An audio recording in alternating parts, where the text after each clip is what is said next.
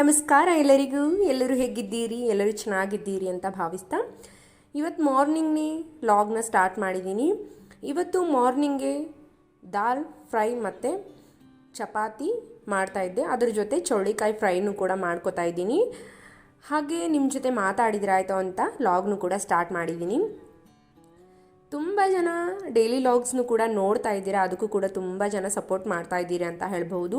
ಅದಕ್ಕೆ ಮೊದಲನೇದಾಗಿ ತುಂಬ ದೊಡ್ಡ ಧನ್ಯವಾದಗಳು ಅಂತ ಹೇಳಬಹುದು. ತುಂಬ ಖುಷಿ ಅನಿಸುತ್ತೆ ನೀವು ಡೈಲಿ ವ್ಲಾಗ್ಸ್ನ ಈ ರೀತಿಯಾಗಿ ನನಗೆ ಸಪೋರ್ಟ್ ಮಾಡ್ತಾ ಇರೋದಕ್ಕೆ.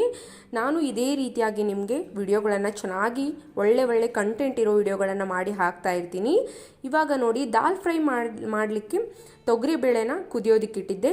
ನೋಡಿ ಇವಾಗ ಚೆನ್ನಾಗಿ ಕುದಿದೆ. ಯಾವ ರೀತಿಯಾಗಿ ನಾನು ನನ್ನ ಸ್ಟೈಲಲ್ಲಿ ಡಾಬಾ ಸ್ಟೈಲ್ ದಾಲ್ ಫ್ರೈನ ಮಾಡ್ತೀನಿ ಅನ್ನೋದನ್ನು ನಿಮ್ಮ ಜೊತೆ ಇವತ್ತು ಶೇರ್ ಮಾಡ್ತೀನಿ. ವಿಡಿಯೋ ಇಷ್ಟ ಆದರೆ ಪ್ಲೀಸ್ ಲೈಕ್ ಮಾಡೋದನ್ನು ಮಿಸ್ ಮಾಡೋಕ್ಕೆ ಹೋಗಬೇಡಿ. ಮೊದಲನೇದಾಗಿ ಎಣ್ಣೆನ ಕಾಯೋದಕ್ಕೆ ಇಟ್ಕೊಂಡಿದ್ದೆ. ಅದ್ರ ಜೊತೆ ಸ್ವಲ್ಪ ಜೀರಿಗೆ, ಸಾಸಿವೆ, ಕರಿಬೇವನ್ನ ಹಾಕ್ಕೊಂಡಿದ್ದೀನಿ.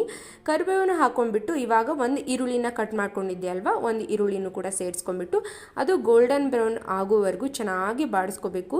ಚೆನ್ನಾಗಿ ಬಾಡಿಸ್ಕೊಂಡ್ರೆ ಅದು ಚೆನ್ನಾಗಿ ಟೇಸ್ಟ್ ಬರುತ್ತೆ ಅಂತ ಹೇಳ್ಬೋದು. ನಾವು ಈರುಳ್ಳಿನ ಎಷ್ಟು ಅದು ಗೋಲ್ಡನ್ ಬ್ರೌನ್ ಬರೋವರೆಗೂ ಬಾಡಿಸ್ಕೋತೀವೋ ಅಷ್ಟು ಚೆನ್ನಾಗಿ ಒಳ್ಳೆ ಟೇಸ್ಟ್ ಬರುತ್ತೆ ಅಂತ ಹೇಳ್ಬಹುದು. ಇವಾಗ ನಾನು ಈರುಳ್ಳಿನೂ ಕೂಡ ಚೆನ್ನಾಗಿ ಫ್ರೈ ಮಾಡ್ಕೊಂಡಿದ್ದೀನಿ. ಈರುಳ್ಳಿ ಫ್ರೈ ಮಾಡ್ಕೊಂಡು ಆದಮೇಲೆ ನೀವು ಕಟ್ ಮಾಡ್ಕೊಂಡು ಇಟ್ಕೊಂಡಿರ್ತೀರಲ್ವ, ಇವಾಗ ಟೊಮೆಟೊ ಕೂಡ ಸೇರಿಸ್ಕೋಬೇಕು.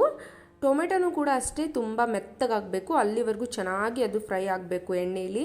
ಚೆನ್ನಾಗಿ ಮೆತ್ತಗಾದರೆ ಟೊಮೆಟೊ ಅಲ್ಲಿರುವ ಎಲ್ಲ ಅಂಶಗಳು ಕೂಡ ಬಿಟ್ಕೊಂಡ್ಬಿಟ್ಟು ಚೆನ್ನಾಗಿ ಟೇಸ್ಟ್ ಕೊಡುತ್ತೆ ಅಂತ ಹೇಳಬಹುದು. ನೀಟಾಗಿ ಇದನ್ನು ಎಲ್ಲವನ್ನು ನಿಧಾನವಾಗಿ ಬಾಡಿಸ್ಕೊಳ್ಳಿ, ಲೋ ಫ್ಲೇಮಲ್ಲಿ ಇಟ್ಕೊಂಡ್ಬಿಟ್ಟು. ಇವಾಗ ಹೇರ್ ವಿಡಿಯೋಗೂ ಕೂಡ ತುಂಬ ಸಪೋರ್ಟ್ ಮಾಡ್ತಾ ಇದ್ದೀರಾ, ಡೈಲಿ ವ್ಲಾಗ್ಸು ಕೂಡ ಸಪೋರ್ಟ್ ಮಾಡ್ತಾ ಇದ್ದೀರಾ. ಅದಕ್ಕೆಲ್ಲ ತುಂಬ ಥ್ಯಾಂಕ್ಸ್ ಅಂತ ಹೇಳಬಹುದು. ನಿಮ್ಮ ಸಪೋರ್ಟ್ ಇದ್ರೇ ನಾವು ಏನಾದರೂ ಆಗೋದು, ನಿಮ್ಮಿಂದನೇ ಎಲ್ಲ ಅಂತ ಹೇಳಬಹುದು. ನೋಡಿ ಇವಾಗ ಸ್ವಲ್ಪ ಅರಿಶಿನ ಪುಡಿ, ಸ್ವಲ್ಪ ಖಾರನ ಕೂಡ ಸೇರಿಸ್ಕೊಂಡಿದ್ದೀನಿ. ನಿಮ್ಮ ರುಚಿಗೆ ಎಷ್ಟು ಬೇಕೋ ಅಷ್ಟು ಖಾರ ಮತ್ತು ನೀವು ಈಗ ಉಪ್ಪನ್ನು ಕೂಡ ಸೇರಿಸ್ಕೊತಾ ಇದ್ದೀನಿ. ಉಪ್ಪನ್ನು ಸೇರಿಸ್ಕೊಂಡು ಆದಮೇಲೆ ನಾವು ಕುದಿಸ್ಕೊಂಡು ಇಟ್ಕೊಂಡಿರ್ತೀವಲ್ವ ದಾಲ್ನ ಸೇರಿಸ್ಕೊಂಡ್ಬಿಟ್ರೆ ಡಾಬಾ ಸ್ಟೈಲ್ ದಾಲ್ ರುಚಿಯಾಗಿ ರೆಡಿ ಆಗುತ್ತೆ. ಮತ್ತು ಸ್ವಲ್ಪ ಇದ್ರ ಮೇಲೆ ಕಸೂರಿ ಮೆಥಿನೂ ಕೂಡ ಹಾಕ್ಕೊಂಡಿದ್ದೀನಿ. ತುಂಬ ಒಳ್ಳೆ ಟೇಸ್ಟ್ ಕೊಡುತ್ತೆ ಅಂತಲೂ ಹೇಳಬಹುದು. ಒಂದ್ಸಲ ಟ್ರೈ ಮಾಡಿ, ಈ ರೀತಿಯಾಗಿ ತುಂಬ ಟೇಸ್ಟಿಯಾಗಿ ಬರುತ್ತೆ ಅಂತ ಹೇಳಬಹುದು. ಅಮ್ಮು ಮಲ್ಕೊಂಡಳ? ಎಲ್ಲಿದ್ದಾಳೆ ಅಮ್ಮು? ಎಲ್ಲಿದ್ದಾಳೆ? ಮಲಗಿದಾಳ? ಅಪ್ಪು ಅಕ್ಕ ಮಲ್ಗೈತಾ? ಎಲ್ಲಿ ಹೋದ್ಲು? ಎಲ್ಲೋಯ್ತು? ಹೋಯ್ತಾ?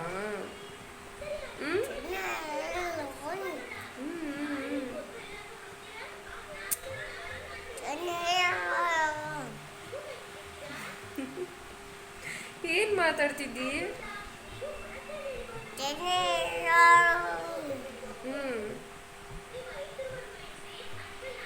ನೋಡಿದ್ರಲ್ವಾ ನನ್ನ ಮಗ ಯಾವ ರೀತಿಯಾಗಿ ಮಾತಾಡ್ತಾನೆ ಅಂತ. ಇವಾಗ ಸ್ಟಾರ್ಟ್ ಮಾಡಿದ್ದಾನೆ ಮಾತಾಡೋದಕ್ಕೂ. ತುಂಬ ಲೇಟ್ ಅಂತ ಹೇಳ್ಬೋದು. ಅಪ್ಪು ತುಂಬ ಲೇಟಾಗಿ ಮಾತಾಡ್ತಾ ಇದ್ದಾನೆ. ಇವಾಗ 2 ವರ್ಷ ಕಂಪ್ಲೀಟ್ ಆಯಿತು ಅವನಿಗೆ. ಅಮ್ಮು ಬೇಗನೆ ಮಾತಾಡಿದ್ಲು. 1 ವರ್ಷಕ್ಕೆ ಅವಳು ಸ್ಟಾರ್ಟ್ ಮಾಡಿಬಿಟ್ಟಿದ್ಲು ಮಾತಾಡೋಕ್ಕೆ ಈ ರೀತಿಯಾಗೆಲ್ಲ. ಇವಾಗ ಚೌಳಿಕಾಯಿ ಫ್ರೈನೂ ಮಾಡ್ಕೋತಾ ಇದ್ದೀನಿ. ನಮ್ಮ ಸೈಡೆಲ್ಲ ಇದಕ್ಕೆ ಚೌಳಿಕಾಯಿನ ಅಂತಾರೆ, ಈ ಕಡೆ ಏನಂತಾರೆ ಅಷ್ಟೊಂದು ನನಗೆ ಗೊತ್ತಿಲ್ಲ. ಅದ್ರ ಜೊತೆ ಒಂದು 4-5 ಮೆಣಸಿಕಾಯಿನೂ ಕೂಡ ಸೇರಿಸ್ಕೊಂಡ್ಬಿಟ್ಟು ಫ್ರೈ ಮಾಡಿಕೊಂಡು ಇದನ್ನು ನೆಂಚ್ಕೊಳ್ಳೋಕೆ ಇಟ್ಕೋತಾ ಇದ್ದೀನಿ. ಇವಾಗ ಎಲ್ಲನೂ ಫ್ರೈ ಆದಮೇಲೆ ಸ್ವಲ್ಪ ಉಪ್ಪನ್ನು ಸೇರಿಸ್ಕೊಂಡ್ಬಿಟ್ರೆ ಚೌಳಿಕಾಯಿ ಫ್ರೈನೂ ಕೂಡ ರೆಡಿ ಆಗುತ್ತೆ. ತುಂಬ ಟೇಸ್ಟಿಯಾಗಿರುತ್ತೆ ಅಂತ ಹೇಳ್ಬೋದು. ಚಪಾತಿ ಜೊತೆ, ರೊಟ್ಟಿ ಜೊತೆ ಸೈಡ್ ಡಿಶ್ ಆಗಿ ಕೂಡ ನಾವು ಯೂಸ್ ಮಾಡಬಹುದು.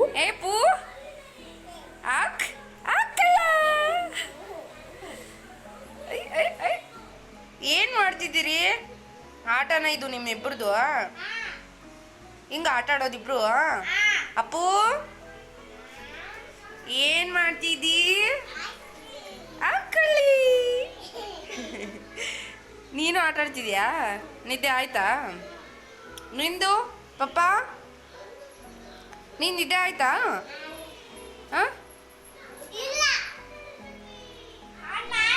ನನ್ನ ಮಕ್ಕಳು ಯಾವಾಗಲೂ ಇದೇ ಥರನಾಗಿ ಅಕ್ಕ ತಮ್ಮ ಇಬ್ಬರು ಆಟ ಆಡ್ತಾನೆ ಇರ್ತಾರೆ. ಇವಾಗ ಮೃದುವಾಗಿ ಯಾವ ರೀತಿಯಾಗಿ ಚಪಾತಿ ಮಾಡೋದು ಅನ್ನೋದನ್ನು ಇವತ್ತು ನೀವು ವಿಡಿಯೋದಲ್ಲಿ ತಿಳಿಸ್ಕೊಡ್ತೀನಿ.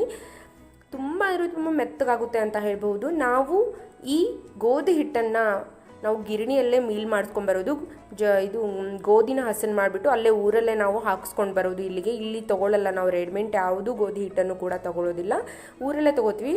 ರೆಡಿಮೇಡ್ ತೊಗೊಂಡ್ರೆ ಈ ಥರ ಜರಡಿಯಲ್ಲಿ ಉಳಿಯುತ್ತಲ್ಲ ಲಾಸ್ಟಿಗೆ, ಹೊಟ್ಟು ಆ ಥರ ಎಲ್ಲ ಉಳಿಯೋದಿಲ್ಲ. ರೆಡಿಮೇಡಲ್ಲಿ ಎಲ್ಲ ಸೋಸಿ ಎಲ್ಲ ಇದು ಮಾಡಿ ಕೊಟ್ಬಿಟ್ಟಿರ್ತಾರೆ, ಏನು ಎನರ್ಜಿ ಇರಲ್ಲ, ಏನು ಪ್ರೋಟೀನ್ ಇರಲ್ಲ, ಏನು ಇರೋದಿಲ್ಲ.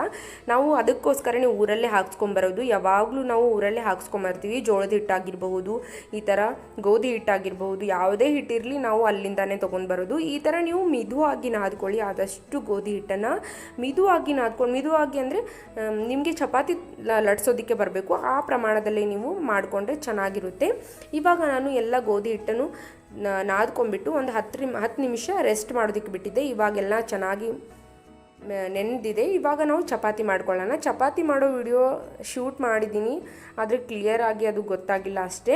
ನೋಡಿ, ಇವಾಗ ಈ ರೀತಿಯಾಗಿ ನಾನು ಚಿಕ್ಕದಾಗಿ ಉಂಡೆಗಳನ್ನು ಮಾಡ್ಕೊಂಡ್ಬಿಟ್ಟು ಈ ರೀತಿಯಾಗಿ ಮೊದಲು ಲಟ್ಟಿಸ್ಕೊತೀನಿ. ಅದಕ್ಕೆ ಇವಾಗ ಎಣ್ಣೆನ 2 ಸೈಡು ಎಣ್ಣೆನ ಹಚ್ಬಿಟ್ಟು 2 ಚಪಾತಿ ರೋಲ್ಗಳನ್ನು ಮಾಡಿದ್ದೀನಲ್ವ, 2 ಕೂಡಿಸಿ ಮಾಡ್ತೀನಿ. ಅಂದರೆ ಉಬ್ಬಿ ಬರುತ್ತೆ, ಚೆನ್ನಾಗಿ ಉಬ್ಬಿ ಬರುತ್ತೆ, ತುಂಬ ಮೆತ್ತಗಾಗುತ್ತೆ ಅಂತ ಹೇಳ್ಬೋದು. ತುಂಬ ಟೇಸ್ಟಿಯಾಗಿ ಕೂಡ ಇರುತ್ತೆ. ನೀವು ಹಿಟ್ಟನ್ನು ನಾದ್ಕೊಳ್ಳುವಾಗ ಸ್ವಲ್ಪ ಉಪ್ಪನ್ನು ಕೂಡ ಸೇರಿಸ್ಕೊಂಡು ನಾದ್ಕೊಳ್ಳಿ, ಅದರಿಂದನೂ ಕೂಡ ತುಂಬ ಅಂದರೆ ತುಂಬ ಟೇಸ್ಟಾಗಿ ಬರುತ್ತೆ ಅಂತ ಹೇಳ್ಬೋದು. ಇವಾಗ ನೋಡಿ, ಚಪಾತಿನೂ ಲಟ್ಟಿಸ್ಕೊಂಡಿದ್ದಾಯಿತು. ಇವಾಗ ಸ್ವಲ್ಪ ಎಣ್ಣೆನ ಹಾಕಿಬಿಟ್ಟು ಚೆನ್ನಾಗಿ 2 ಸೈಡ್ನು ಕೂಡ ಚೆನ್ನಾಗಿ ಬೇಯಿಸ್ಕೊಳ್ಳೋಣ. ಚೆನ್ನಾಗಿ ಬೇಯಿಸ್ಕೊಂಡ್ರೆ ಎಷ್ಟು ಮೆತ್ತಗಾಗಿ ಬರುತ್ತೆ ಅಂದರೆ ತುಂಬ ಮೆತ್ತಗಾಗಿ ಬರುತ್ತೆ ಅಂತ ಹೇಳ್ಬೋದು. ಈ ರೀತಿಯಾಗಿ ನೀವು ಟ್ರೈ ಮಾಡಿ, ಚಪಾತಿನ ಮಾಡೋದಕ್ಕೆ ತುಂಬ ಚೆನ್ನಾಗಿ ಬರುತ್ತೆ, ತುಂಬ ರುಚಿಯಾಗಿ ಬರುತ್ತೆ ಅಂತ ಹೇಳ್ಬೋದು. ನೋಡಿ ಎಷ್ಟು ಚೆನ್ನಾಗಿ ಉಬ್ಬಿ ಬರುತ್ತೆ ಅಂತ, ಎಷ್ಟು ಮೆತ್ತಗಾಗಿರುತ್ತೆ ಅಂದರೆ ತುಂಬ ಮೆತ್ತಗಾಗಿ ಬರುತ್ತೆ ರೊಟ್ಟಿ. ಕೈಯಲ್ಲಿ ಹಿಚ್ಕಿದ್ರೆ ಅಷ್ಟು ದೊಡ್ಡ ರೊಟ್ಟಿನ ಇಷ್ಟೇ ಉಂಡೆ ಆಗುತ್ತೆ ಅಂತ ಹೇಳ್ಬೋದು. ಅಷ್ಟು ಮೆತ್ತಗಾಗಿ ಬರುತ್ತೆ ರೊಟ್ಟಿ.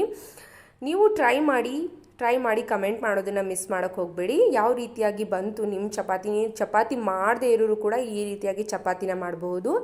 ಮಾರ್ನಿಂಗ್ ಬ್ರೇಕ್ಫಾಸ್ಟ್ ಈ ರೀತಿಯಾಗಿ ಇತ್ತು. ಚಪಾತಿ, ದಾಲ್ ಫ್ರೈ ಮತ್ತು ಚೌಳಿಕಾಯಿ ಫ್ರೈನೂ ಕೂಡ ಮಾಡಿದ್ದೆ. ಸ್ವಲ್ಪ ಉಪ್ಪಿನಕಾಯಿನೂ ಕೂಡ ಸೇರಿಸ್ಕೊಂಡಿದ್ದೆ. ಇಷ್ಟೇ ನಮ್ಮ ಮಾರ್ನಿಂಗ್ ಬ್ರೇಕ್ಫಾಸ್ಟ್ ಆಗಿತ್ತು. ತುಂಬ ರುಚಿಯಾಗಿರುತ್ತೆ. ಟ್ರೈ ಮಾಡಿ ಒಂದು ಸಲ ಈ ರೀತಿಯಾಗಿ ಬ್ರೇಕ್ಫಾಸ್ಟ್ನ ಮಾಡಲಿಕ್ಕೆ. ಉತ್ತರ ಕರ್ನಾಟಕ ಸೈಡ್ ಬೆಳಗ್ಗೆ ಚಪಾತಿ, ರೊಟ್ಟಿ ಈ ಥರ ಎಲ್ಲ ಮಾಡ್ತಾರೆ. ಇವತ್ತು ಮಾಡಿದ್ರಾಯ್ತು ಅಂತ ನಾನು ಮಾಡಿದ್ದೆ. ಇವಾಗ ಮಧ್ಯಾಹ್ನದ ಲಂಚ್ಗೋಸ್ಕರ ನಾನು ಬೀಟ್ರೂಟ್, ಕ್ಯಾರೆಟ್, ಆನಿಯನ್ ಮತ್ತು ಚಿಲ್ಲಿನೇ ಮತ್ತು ಹೆಸರು ಕಾಳು, ಮೊಳಕೆ ಕಾಳನ್ನು ಹಾಕಿಬಿಟ್ಟು ನಾನು ಒಂದು ಸಲಾಡ್ ಥರ ಮಾಡ್ಕೋತಾ ಇದ್ದೀನಿ, ಕೋಸಂಬರಿ ಥರ ಮಾಡ್ಕೋತಾ ಇದ್ದೀನಿ. ತುಂಬ ಟೇಸ್ಟಿಯಾಗಿರುತ್ತೆ ಅಂತ ಹೇಳ್ಬೋದು. ಮಧ್ಯಾಹ್ನ ಈ ರೀತಿಯಾಗಿ ತಿನ್ನೋದು ತುಂಬ ಹೆಲ್ದಿ ಅಂತ ಹೇಳ್ಬಹುದು.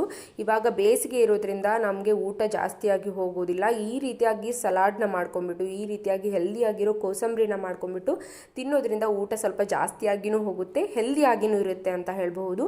ಮಕ್ಕಳಿರೋದ್ರಿಂದ ನಾನು ಈ ರೀತಿಯಾದ ಫುಡ್ನ ಜಾಸ್ತಿಯಾಗಿ ಬಳಸ್ತೀನಿ ಅಂತ ಹೇಳ್ಬೋದು. ಮೊಳಕೆ ಕಾಳಾಗಿರ್ಬಹುದು, ಬೀಟ್ರೂಟ್ ಆಗಿರ್ಬಹುದು, ಕ್ಯಾರೆಟ್ ಆಗಿರ್ಬಹುದು, ಈ ರೀತಿಯಾಗಿ ಜಾಸ್ತಿಯಾಗಿ ಯೂಸ್ ಮಾಡೋದ್ರಿಂದ ಮಕ್ಕಳಿಗೂ ಕೂಡ ಒಳ್ಳೆಯದು, ಹೆಲ್ತಿಗೂ ಕೂಡ ತುಂಬ ಒಳ್ಳೆಯದು ಅಂತ ಹೇಳ್ಬೋದು.